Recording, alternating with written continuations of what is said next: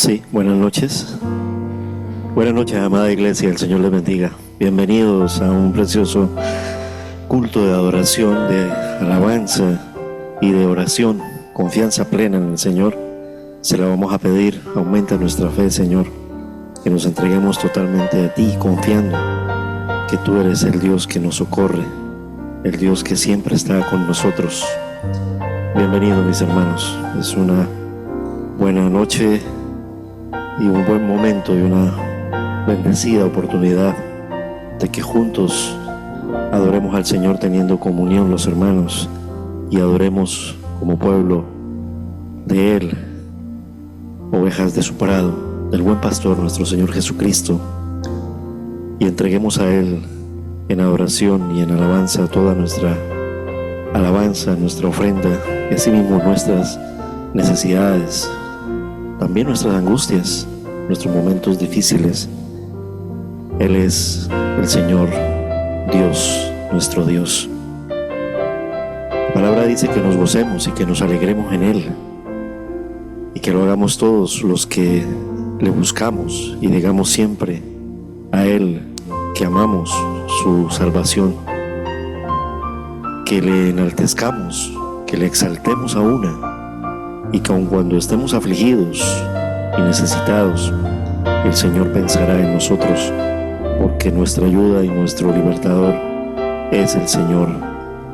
Y Dios mío, no te tardes, dice el Salmo 40 en sus dos últimos versículos. Bienvenidos, mis hermanos. Vamos a orar juntos. Inclinamos a ti, Señor, nuestro rostro y te damos las gracias, Señor. Pacientemente, Señor, ayúdanos a esperar en ti, Señor, y a confiar plenamente, como dice este Salmo, de que tú eres el Dios misericordioso, que inclinas, Señor, todo tu ser en bondad, en amor, en misericordia, y te inclines, Señor, para escuchar nuestro clamor, porque tú, Señor, eres el Dios nuestro que nos sacas, Señor, de la angustia, de la desesperación, de los momentos tormentosos, turbulentos, atribulados, que pueden desesperarnos, Señor. Aquellos momentos difíciles de nuestra vida, donde tal vez nos sentimos, Señor, hundidos, como que no salimos de allí. Pero eres el Dios Todopoderoso que nos acoge, Señor, con su presencia, y en tus brazos, Señor, nos pones sobre una peña, sobre la roca de nuestra salvación, que es Cristo, y enderezas entonces nuestros pasos hacia ti, Señor, y pones esa alabanza, ese cántico nuevo en nuestra boca. Alabamos así a nuestro Señor. Todos los hermanos que estamos en esta noche aquí en la congregación, los que no han podido venir, oramos, Señor, porque muchos están tal vez enfermos, otros tantos tal vez se encuentran en el hospital, otros tantos, Señor, están trabajando, otros tantos, Señor, también están atendiendo las familias o viven en lugares distantes, Señor, donde queda ubicada, Señor, nuestra iglesia aquí en Lanzarote. Gracias, Señor, porque también podemos orar por aquellos hermanos que, pudiendo venir, y tú lo sabes, Señor, pues tal vez no hayan querido venir, estén fríos, apartados y rebeldes. Oramos, Señor, con una oración llena de fe y de necesidad. Vuélvelos, Señor, a ti. Te agradecemos porque tú los vuelves y los traes con lazos de amor. Señor, también te pedimos por aquellos que estás trayendo, Señor, al rebaño, para que escuchen tu palabra y todavía no son de ti. Oramos para que ellos puedan verte y escuchar tu palabra, y escuchándote y viéndote, Señor, en espíritu y en verdad, como nosotros también te hemos visto. Nuestros ojos son abiertos para el reconocimiento del pecado y decirte, Señor, perdóname.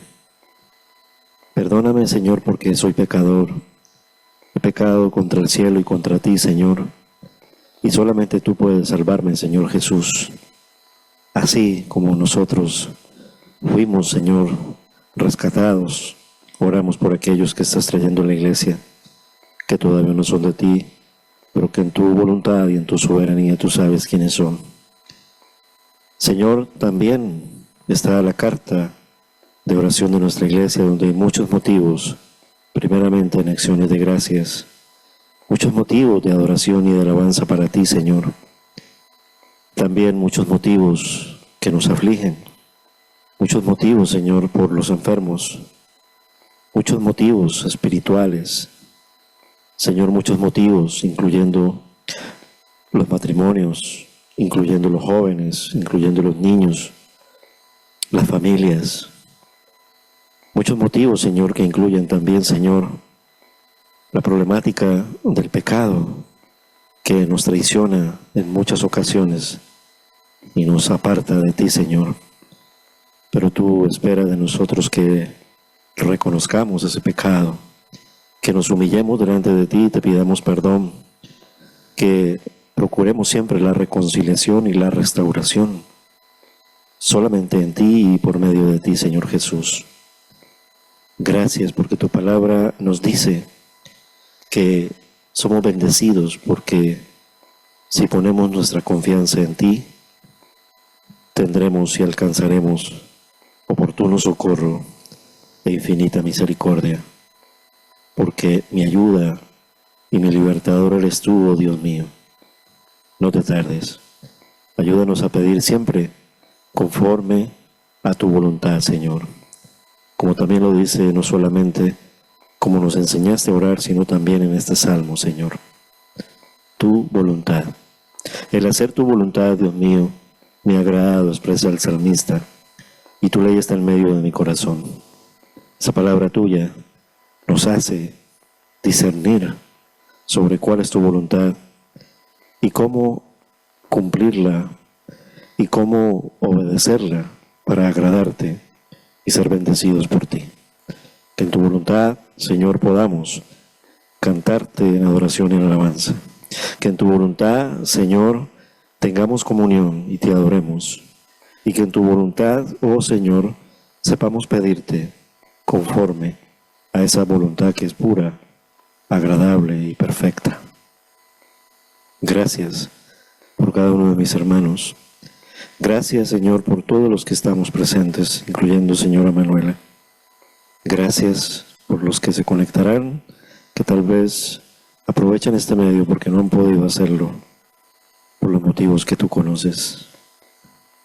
Gracias en el nombre de Jesús. Amén. Confiamos que Dios seguirá cumpliendo su obra perfecta en cada uno de nosotros, pues Él es fiel a esa buena obra que empezó. Mientras eso está ocurriendo, pongámonos de pie y adorémosles juntos en esta noche, con todo cántico y con toda alabanza a nuestro Dios, aún desde el fondo del mar. Que nuestro cántico sea para el Señor, que todo lo que respire alabe al Señor. Amén.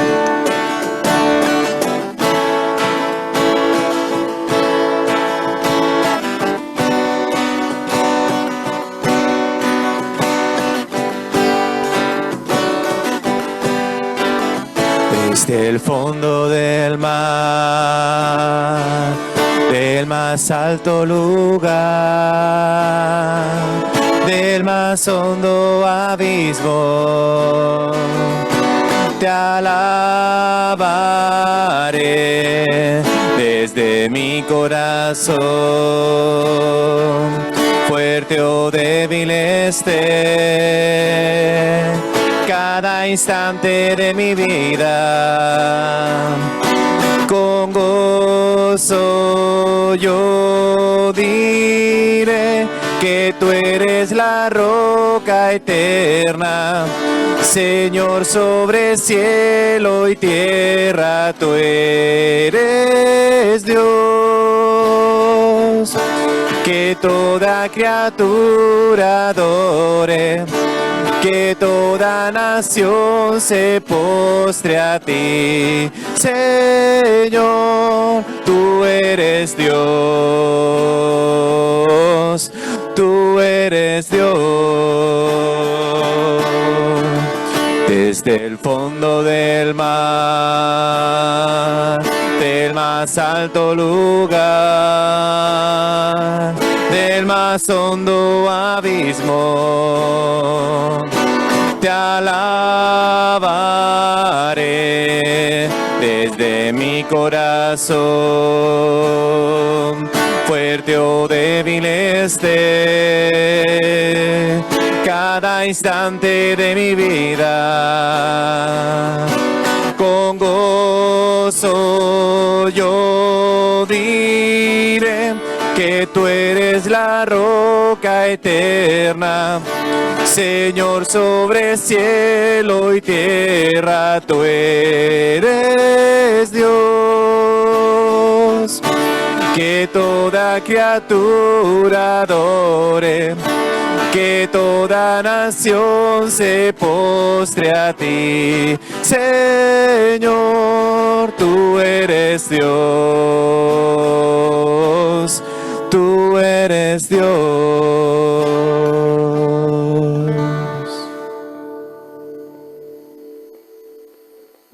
Salmo 40, que lo orábamos, que leíamos algunas porciones de él. Paciencia, necesitamos mucha paciencia, sobre todo en momentos de dificultad y de enfermedad o de tribulación. Salmo 40, dale tiempo a Dios y espera en Él. Eso es lo que dice en una sola oración y frase el Salmo 40. Y para darle tiempo al Señor y esperar en Él, pues se necesita fe en Él. Vamos a cantarle a nuestro Dios. Amén.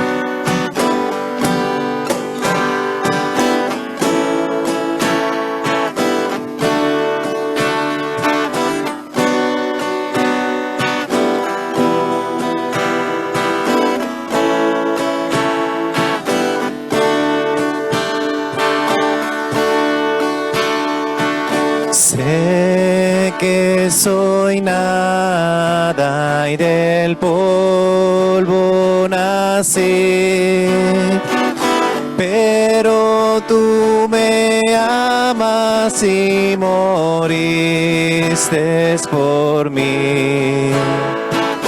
Ante la cruz solo puedo exclamar, tuyo soy, tuyo soy. Toma mis manos, te pido, toma mis labios, te amo, toma mi vida, oh Padre, tuyo soy, tuyo soy.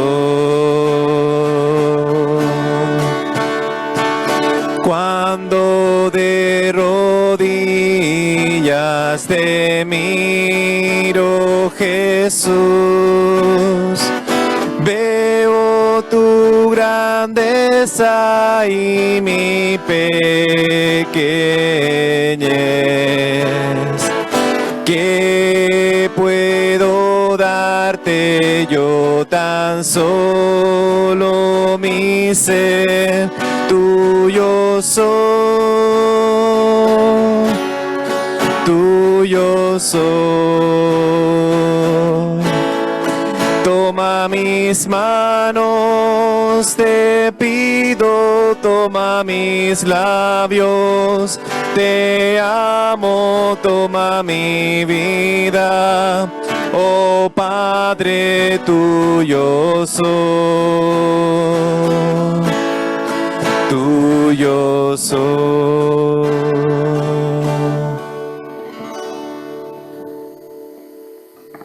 Vamos a escuchar la palabra del Señor y orar por ella. Salmo 40 dice: sacrificio y ofrenda no te agradan. Has abierto mis oídos. Holocausto y expiación no has demandado. Entonces dije, el salmista, y aquí vengo, En el rollo del libro está escrito de mí. El hacer tu voluntad, Dios mío, me ha agradado, y tu ley está en medio de mi corazón. Gracias, Señor, porque esa palabra preciosa es un faro, es luz potente, la luz del Señor. Tu ley está en medio de nuestro corazón. Y el estar en medio de nuestro corazón, protegida por ti, no nos la roba nadie. Por eso clamamos a ti, Señor, para que atesorada podamos escucharla, abriendo nuestros oídos como expresa el salmista, atentos. Mejor sacrificio y ofrenda no pueden ser que tener los oídos bien abiertos, los ojos bien abiertos y el corazón bien atento y nuestra conciencia bien despierta para que podamos escuchar tu dulce voz y ser enseñados por tu palabra, porque tu ley está en medio de mi corazón. Gracias por este salmo que nos regalas en esta noche. Pacientemente esperé al Señor y se inclinó a mí y oyó mi clamor. Pacientemente también queremos no solo esperar en tu palabra, sino en escudriñarla y digerirla con pasión y con amor. Te lo pedimos por nuestro hermano Jesús, por los predicados en esta noche. Que nos bendiga, Señor, por tu amor y por tu misericordia, y que hagamos tu voluntad. Gracias, en el nombre de Jesús. Amén. Invito a mi hermano Jesús. Señor te bendiga, hermano. Esta tarde vamos a seguir con el estudio de Génesis. Yo les invito a abrir sus Biblias en Génesis y vamos a saltar un poquito desde donde nos encontrábamos, no sin dar una pequeña introducción a cada parte que vamos a tocar de manera superficial. Podríamos hablar más y más a partir de donde lo habíamos dejado, pero es relatar más sobre lo mismo y daremos cuenta hoy de ello porque vamos a terminar con una porción. Hemos llegado a un pasaje, vamos a llegar a un pasaje en la que se cierra una primera sección dentro del libro de Génesis, y yo les invito a que vayan buscando para luego tener lectura de ello en Génesis capítulo 11, pero vamos a hacer una pequeña síntesis, esa es la palabra que estaba buscando. Desde el capítulo 6, 14, donde nos quedamos la última vez, habíamos quedado en el arca, habíamos quedado en la construcción, habíamos quedado en el juicio final de ese tiempo, en el diluvio, habíamos quedado en que Noé era hombre justo, perfecto delante de Dios, habíamos quedado en que la única puerta que daba la salvación era la puerta del arca y la comparábamos con Jesucristo porque Él es la puerta y que el por Él entra será salvo. Veíamos también acerca de las características específicas que tenía cada aspecto del arca. Y resumiendo toda esa sección que va desde el capítulo 14 del versículo 14 del capítulo 6 hasta el versículo 24 del capítulo 7, Dios aquí ve la gran maldad que existe en la tierra, una maldad muy parecida a la que hoy en día actualmente sufrimos y vivimos. Estamos en un mundo caído y eso no nos debe de asombrar, pero se está pareciendo muy mucho a ese tiempo en el que Noé fue avisado por Dios de que el juicio iba a venir. Y dice la palabra de Dios que como en los tiempos de Noé, así también será ese tiempo final, porque recordemos que aunque el Señor prometió que no iba a destruir el mundo por medio de un diluvio de nuevo, sí es verdad que hay un juicio reservado por medio del fuego cuando el Señor Jesucristo regrese por nosotros. En Génesis 8, del 1 al 22, estuvimos también, podríamos también hablar, pero una vez que el juicio de Dios se ha establecido y una vez que el diluvio ha comenzado y todo ser viviente ha sido borrado de la faz de la tierra, salvo Noé y su familia y los animales que en ella iban en el arca, esas aguas descienden y la familia de Noé sale de allí, de esa arca, y Dios hace un pacto con Noé, un pacto por el cual él no va a volver a destruir la tierra por agua, y les pone por señal ese precioso arco iris que podemos ver hoy en día cada vez que llueve, ¿verdad? Y podemos ver ese recuerdo. El Señor nos ha dejado ese precioso acto natural, ese arco iris que tanto se ha mancillado, ¿verdad? Pero que no debemos de olvidar que ese símbolo, ese arco iris, lo único que expresa es la voluntad de Dios, el amor de Dios y la promesa de Dios. Cuando llegamos a Génesis capítulo 9, vemos como después de que Dios le da diferentes instrucciones a Noé, ellos hacen un altar, ellos ofrecen un sacrificio, ¿verdad? Porque el corazón del ser humano no ha cambiado después del diluvio. El corazón del ser humano después del diluvio sigue siendo un corazón imperfecto, sigue siendo un espíritu en pecado, sigue siendo un ser que se ha vuelto imperfecto por causa del pecado.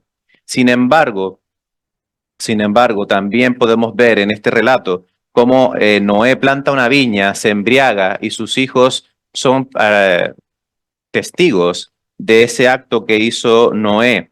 Y vemos como en ese capítulo, ¿verdad? Capítulo 9, vemos como Cam, uno de los tres hijos de Noé, Sem, Can y Jafet, Cam, sufre la maldición de tener que haber visto a su padre embriagado, y él pues recibe una maldición por la cual se convertiría en esclavo de sus dos hermanos. Toda su descendencia tendría que sufrir. Pero en medio de todo esto vemos también unos capítulo 10 hasta el capítulo 11, versículo 3. Vemos un capítulo 10 donde se nos empieza a narrar otra genealogía. Las genealogías son muy importantes en la Biblia. Nunca pasemos por alto una genealogía. Las genealogías enseñan muchísimo. En medio de esa genealogía podemos ver cómo Dios no solamente menciona cada uno de los hijos de los tres hijos de Noé, sino que vemos en especial uno de ellos que se llama Nimrod, que ahora mismo veremos quién es y por qué vamos a hablar de él un poquito en esta tarde-noche. Justo en este capítulo 10 es cuando empezamos a escuchar, a leer acerca de la división de las naciones. Hasta este momento todos permanecían unidos, pero a raíz de este capítulo 10 y de lo que vamos a estudiar, vamos a darnos cuenta de que va a empezar a haber división entre la raza humana. En medio de todo esto, y aquí es donde vamos a entrar, capítulo 11, destaca la creación de la Torre de Babel, en un claro intento de la raza humana en desafiar y rebelarse contra Dios, siguiendo esa expresión del deseo del hombre de engrandecerse al punto de independizarse de su creador. Entonces, allí en el capítulo 11, donde vamos a ver ese cierre de la primera sección del libro de Génesis, produciéndose a partir de aquí un cambio brusco en el capítulo 12 con toda la historia de Abraham, el primer patriarca. La primera parte abarca los capítulos del 1 al 11 y cubre un periodo de tiempo muy extenso. Y esta primera parte, estos primeros 11 primeros capítulos, los ha puesto Dios en la Biblia con intención. ¿Con intención de qué? Esto es una antesala. ¿Por qué? Porque lo que estamos viendo o lo que vamos a terminar de ver con este estudio hoy es el contexto bíblico sobre la situación espiritual del ser humano. Para explicarme mejor, es la situación en la que el ser humano se encuentra después del pecado, después de Adán y Eva desobedecieran a Dios.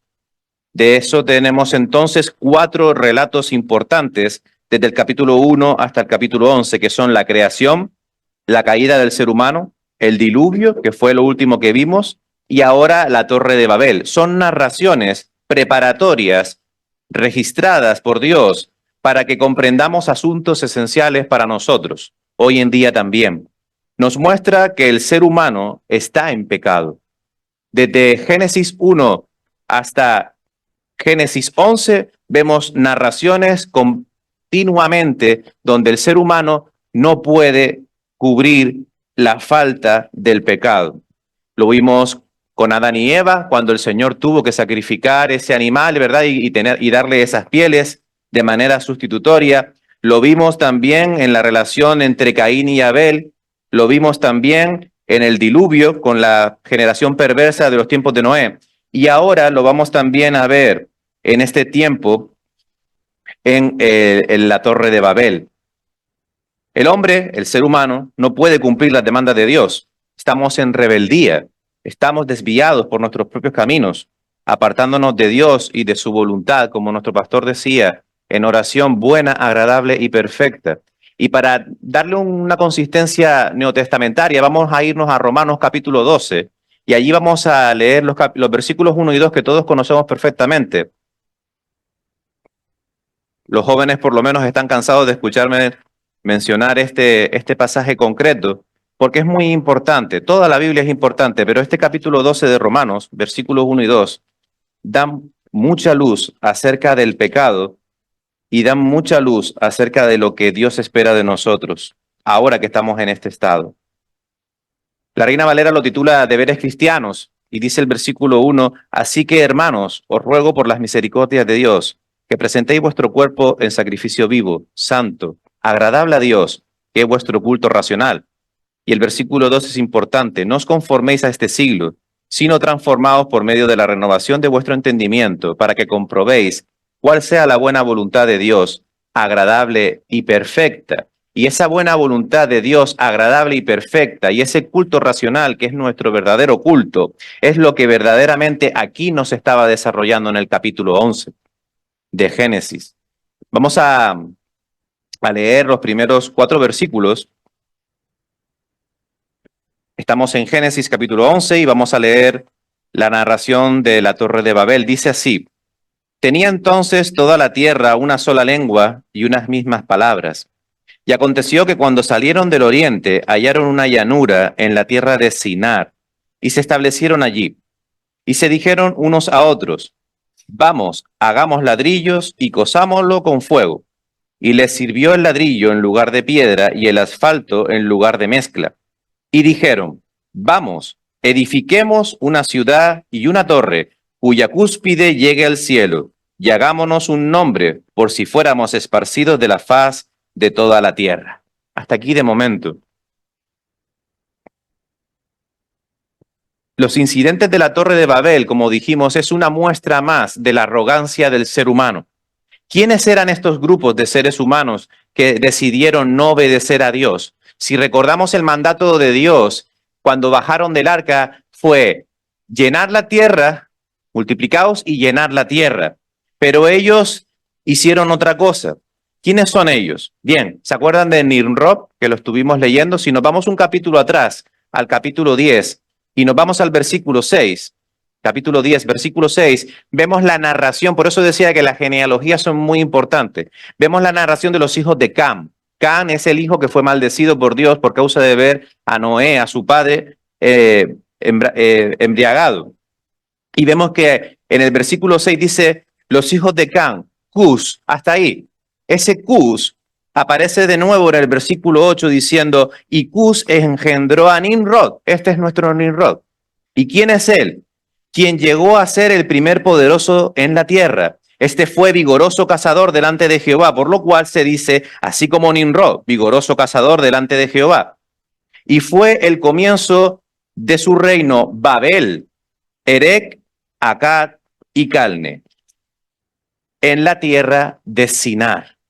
En la tierra de Sinar. Bien, pues según los estudiosos de la Biblia, es muy probable que este Nimrod haya sido el gran poderoso que ha intentado crear un mundo en el cual él fuera un gran gobernante. Podríamos estar hablando de un imperio mundial, y por esa naturaleza de ambición es que se cree que es el propio Nimrod, y por las declaraciones que se ven también en el versículo 2 del capítulo 11, de que hallaron una llanura en la tierra de Sinar, se cree bastante bien de que es este hombre el que está encargado de la construcción de esta gran ciudad. Bien, y como dijimos en esos versículos podemos verlo. Y vemos que la ambición de este Nimrod o de este grupo de seres humanos que estaban intentando construir esta ciudad, Babel y su torre, no era una ambición cualquiera, era una ambición sin límites. De tal manera que fueron no solamente el promotor de grandes ciudades, sino que también quisieron construir un sigurat o una torre, que es exactamente lo mismo. Lo que pasa es que un sigurat, para los que no lo sepan, es una construcción sólida a base de ladrillos. Normalmente eran torres cilíndricas o también podrían ser de forma cuadrada. Y en su parte superior se solían construir altares para adorar a la creación. Es decir, era una torre cilíndrica, probablemente, con una especie de escalinata en espiral que llegaba hasta su cúspide, y en su cúspide pues habría un altar donde se adoraba al sol, donde se adoraba a las estrellas y donde en ocasiones también se realizaban sacrificios humanos. Eso nos cuenta la historia. Bien, pues este Nimrod, estas personas que se encontraban allí sin comerlo ni beberlo, van y crean este tipo de aberración ante Dios. Aquella torre no fue construida como refugio o como un lugar para adorar a Dios. Lo que querían era un símbolo de sus ideales. Un ideal corrupto, un ideal plagado de pecado. ¿Y cuáles eran esos ideales? Los hemos leído. Versículo 4. Vamos, edifiquémonos una ciudad y una torre cuya cúspide llegue al cielo, y hagámonos un nombre por si fuésemos esparcidos sobre la faz de la tierra. Esos son los ideales, esas eran las ideas que ellos tenían con la construcción de este lugar. Un proyecto ambicioso para mostrar una actitud de desafío y de rebelión contra Dios. Con esto estaban tratando de decirle a Dios, no te necesitamos. No queremos que nos digas cómo debemos de vivir nuestras vidas. Queremos hacer las cosas a nuestra forma, para darnos a nosotros la gloria, a nuestros esfuerzos. Al ser un símbolo religioso, aún mayor era la ofrenda. ¿Y qué hizo Dios? Vamos a seguir leyendo capítulo 11, versículos 5 y 6. Dice la palabra de Dios que descendió Jehová para ver la ciudad y la torre que edificaban los hijos de los hombres. Y dijo Jehová, he aquí el pueblo es uno, y todos estos tienen un solo lenguaje, y han comenzado la obra, y nada les hará desistir ahora de lo que han pensado hacer. El Señor baja, observa lo que están haciendo y saca su conclusión. Nada va a parar esto. No van a cambiar de opinión. No van a cambiar de parecer. No se van a volver a mí. Siguen desafiándome, siguen rebelándose. Pareciera que el gran diluvio que ocurrió ni les hubiese hecho cosquillas. Y ellos están diciendo, ahora no queremos a Dios, queremos vivir nuestra vida a nuestra manera, queremos ser recordados por nuestros propios esfuerzos, queremos ser famosos, queremos ser recordados por lo fuerte que fuimos o por las grandes ciudades que hicimos. Pero Dios había prometido que no iba a volver a destruir la humanidad por agua, aunque recordemos que la palabra dice en 2 de Pedro que hay un juicio final por fuego. Dios no destruyó a esos seres humanos, pero lo que hizo fue poner una barrera. Eso fue lo que hizo Dios, poner una barrera. ¿De qué manera? Le hizo confundir sus lenguas para que cada uno no pudiera entender al otro. Y de esa manera, así como lo hizo, la construcción de la torre fracasó. Dios puso punto y final a esa disparatada acción del ser humano. Habían estado unidos en su rebelión, pero ahora no podían entenderse, gracias a la acción inmediata de Dios, a esa barrera idiomática que Dios les puso. Aquel fue un acontecimiento extraordinario y fue el comienzo de las lenguas, fue el comienzo de los idiomas. Y quizás podríamos hacernos una pregunta.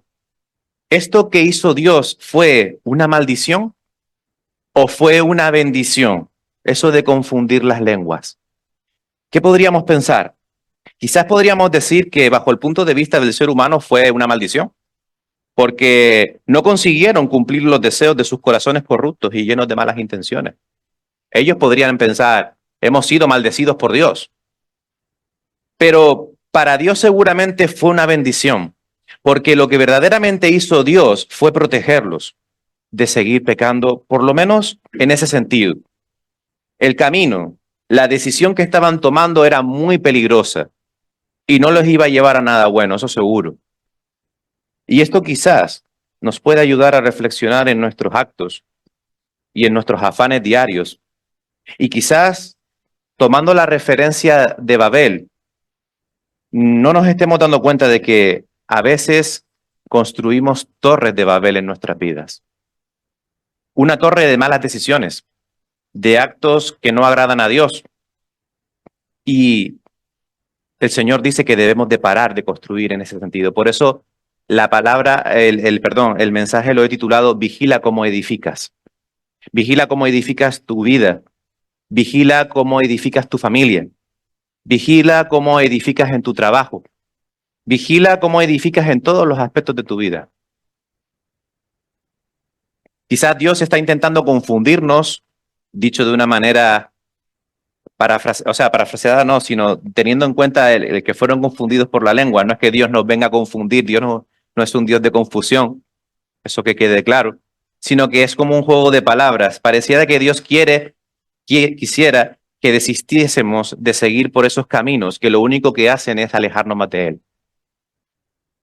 Y frente a este evento extraordinario de la confusión de las lenguas, yo nunca había estudiado esto de esta manera.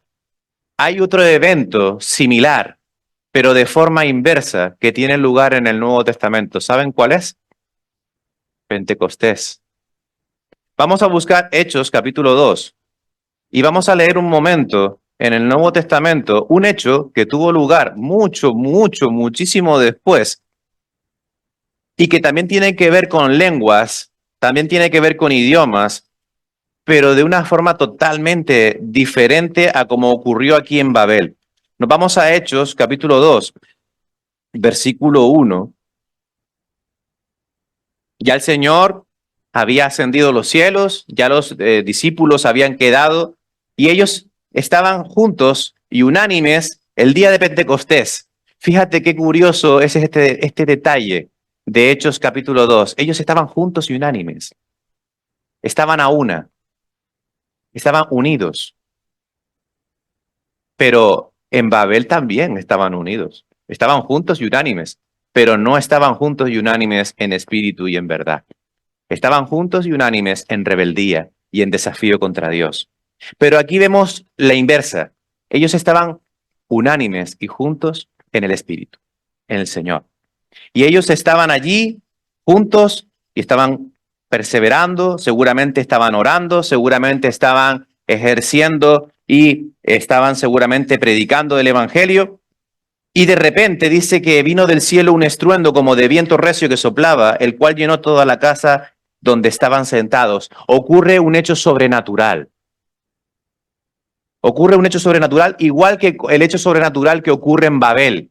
Dios entra en juego y los confunde. Y de repente ellos empiezan a hablar en otros idiomas totalmente diferentes. Y dice el versículo 3 del capítulo 2 de Hechos, y aparecieron lenguas repartidas como de fuego asentándose sobre cada uno de ellos, y fueron todos llenos del Espíritu Santo, y comenzaron a hablar en otras lenguas, según el Espíritu les daba que hablase. Y fíjate qué curioso, dice, moraba entonces en Jerusalén judíos varones piadosos de todas las naciones bajo el cielo. De hecho, este estruendo se juntó a la multitud, y estaban confusos porque cada uno les oía hablar en su propia lengua. Fíjate que en Babel nadie se entendía entre sí, pero en Pentecostés todos entendían el mensaje. ¿Por qué?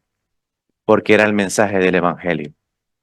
Porque era la acción de Dios contraria a lo que se estaba haciendo en Babel. En Babel se estaba rechazando a Dios, se estaba desafiando su autoridad, su poder. Pero sin embargo, en Pentecostés, lo que estaba ocurriendo era que Dios estaba haciendo posible que todo el mundo conociese el mensaje que los podía hacer libres. El mensaje de que Cristo es el Señor y que murió y resucitó y que vive y reina por los siglos de los siglos ahora. Ellos estaban unánimes y juntos, pero estaban unánimes y juntos en espíritu y en verdad.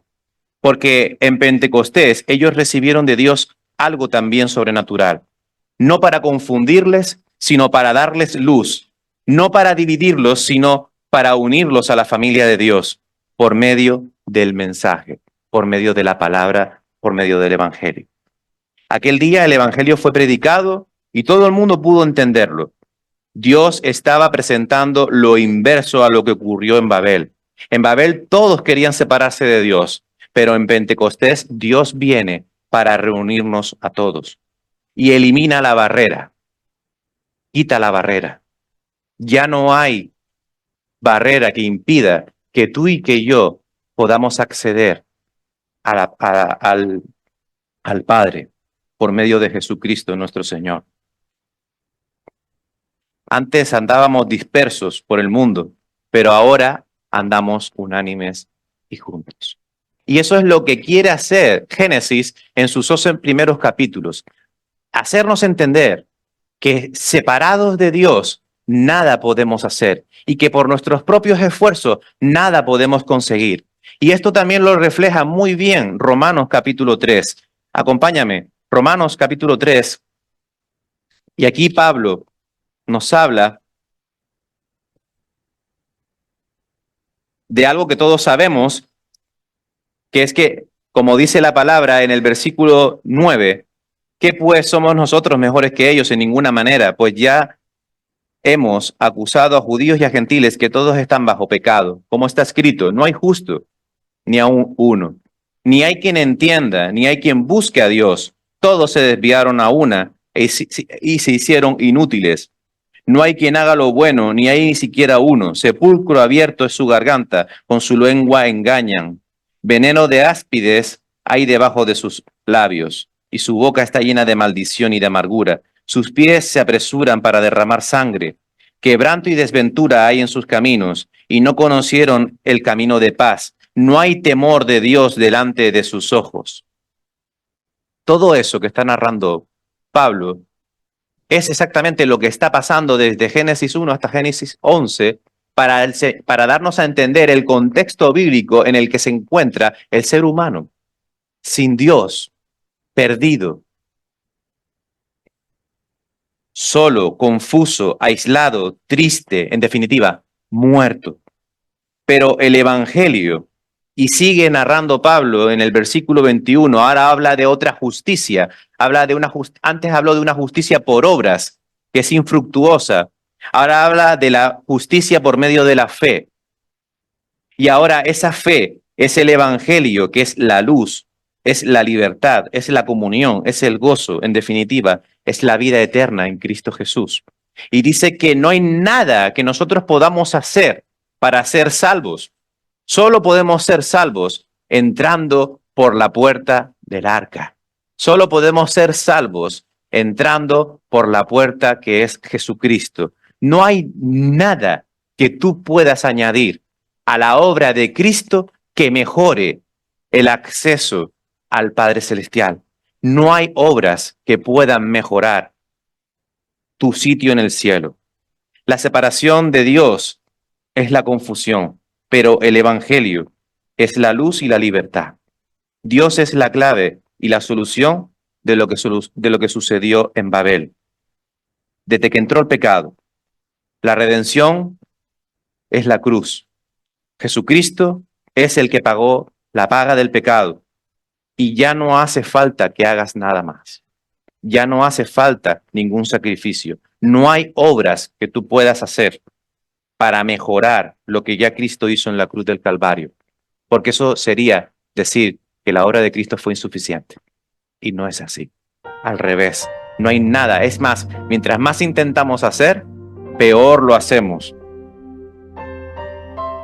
Dice la palabra de Dios en el capítulo 3 también de Romanos, versículo 23, que por cuanto todos pecaron y están destituidos de la gloria de Dios, siendo justificados gratuitamente, y yo diría únicamente también, por su gracia, mediante la redención que es en Cristo Jesús, a quien Dios puso como propiciación por medio de la fe en su sangre, para manifestar su justicia a causa de haber pasado por alto en su paciencia los pecados pasados, con la mira de manifestar en este tiempo su justicia, a fin de que Él sea el justo y el que justifica al que es de la fe en Jesús.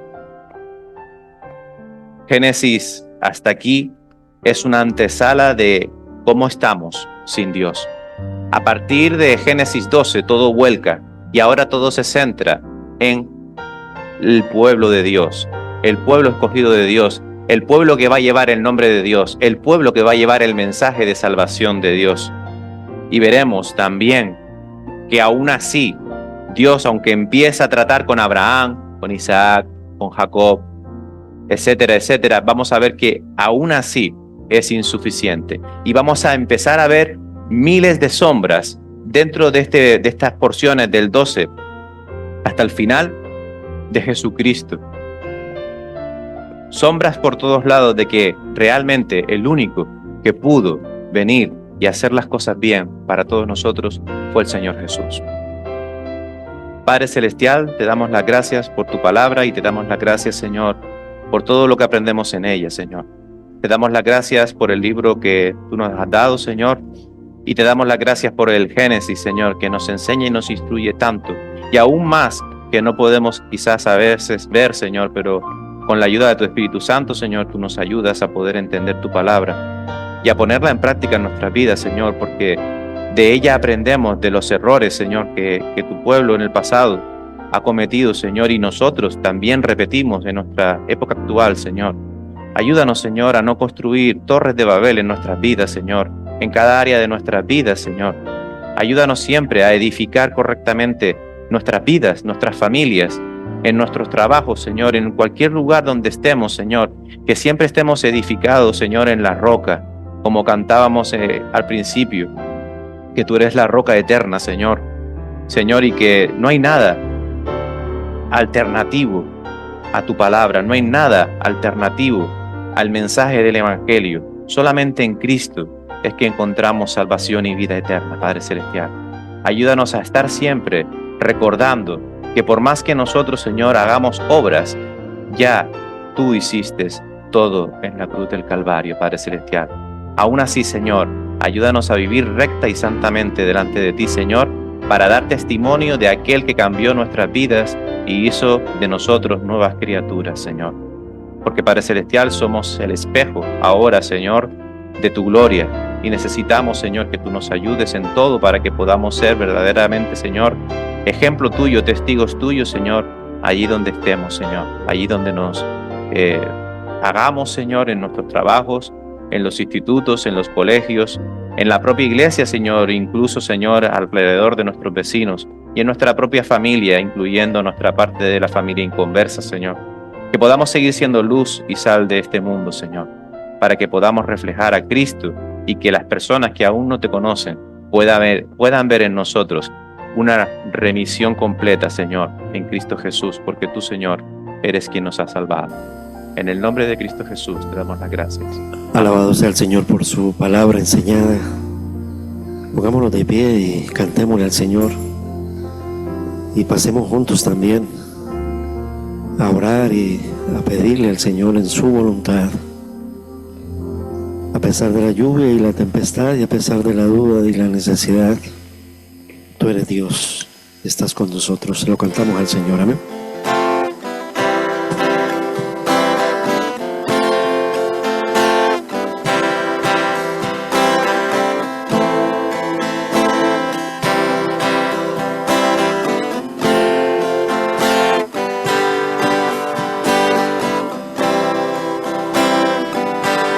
A pesar de la lluvia y la tempestad,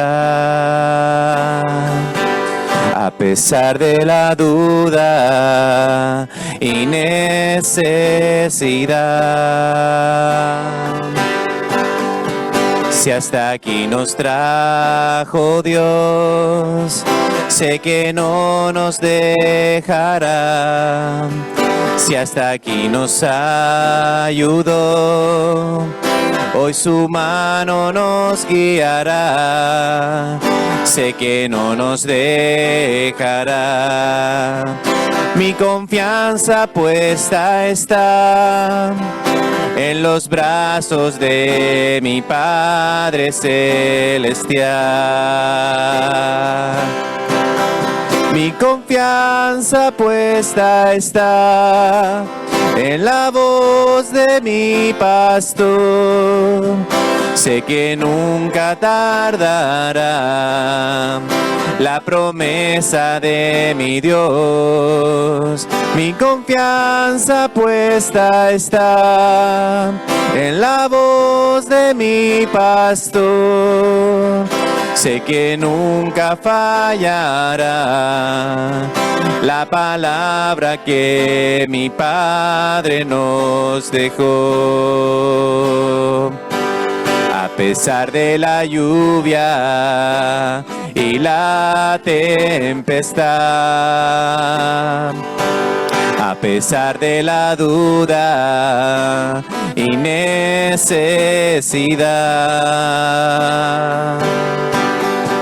si hasta aquí nos trajo Dios, sé que no nos dejará. Si hasta aquí nos ayudó, hoy su mano nos guiará. Sé que no nos dejará. Mi confianza puesta está en los brazos de mi Padre Celestial. Mi confianza puesta está en la voz de mi pastor. Sé que nunca tardará la promesa de mi Dios.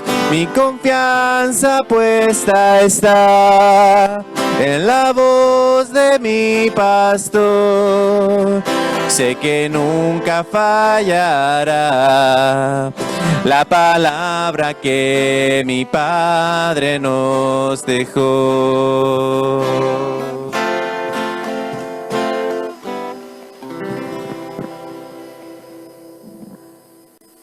Podemos sentarnos, amados hermanos, como hemos cantado, nuestra confianza puesta está en nuestro Padre Celestial. Él quiere y le agrada que sus hijos vengamos a Él también en oración, y que en todas las oraciones por todos nosotros siempre lo hagamos con alegría, dice el apóstol Pablo en la carta a Filipenses, capítulo 1, versículo 4. Que esas oraciones expresen también gratitud. Así que animo a un hermano, una hermana que quisiera orar y decirle: gracias, Señor. ¿Quién quiere hacerlo y darle las gracias en esta noche y en la congregación al Señor nuestro Dios?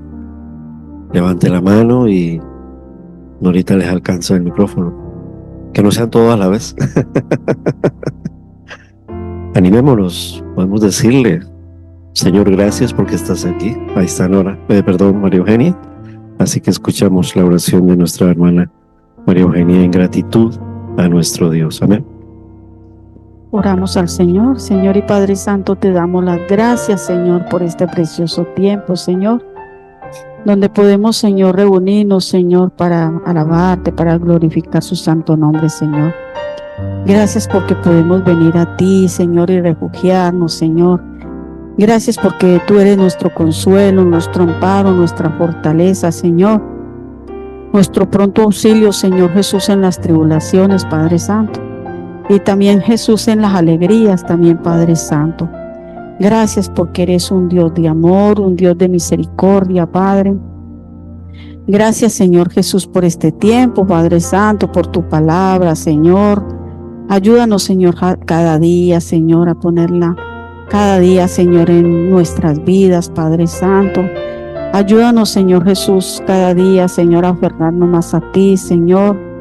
Ayúdanos, Señor Jesús, cada día, Señor, a que cada día, Señor, crezcamos más, Señor, en ti, Padre Santo. Gracias por este tiempo, Señor. Gracias por tus alabanzas, Señor, que todo esto es para tu honra, Señor Jesús. Gracias por cada uno de mis hermanos, Señor. Gracias porque todo lo que hacemos, Señor, es para ti, Señor Jesús. Cuídanos, Señor, guárdanos de todo peligro y ayúdanos, Señor, durante todo este tiempo, Señor, a estar atentos, Señor, y que todo lo que hagamos, Señor, te agrade a ti, Señor Jesús. Perdona siempre todos nuestros pecados, todas nuestras malas palabras, nuestros malos pensamientos, Señor. Ayúdanos, Señor Jesús, a caminar siempre firme, Señor, de tu mano, Padre. Gracias, Señor Jesús, por todo, por los alimentos, por el techo, Señor, por la salud de cada uno de mis hermanos, Señor, y por todos los que estamos aquí reunidos, Señor, y también por los que faltaron, Señor, por venir, Señor Jesús. Guárdalos, Señor, y ayúdalos, Señor, el día a día, Padre. En tus manos dejamos este tiempo, Señor, y agradecidos estamos por todo, Señor. En tus manos estamos, Señor, en nombre de Cristo Jesús. Amén y amén. Amén, alabado seas, Señor.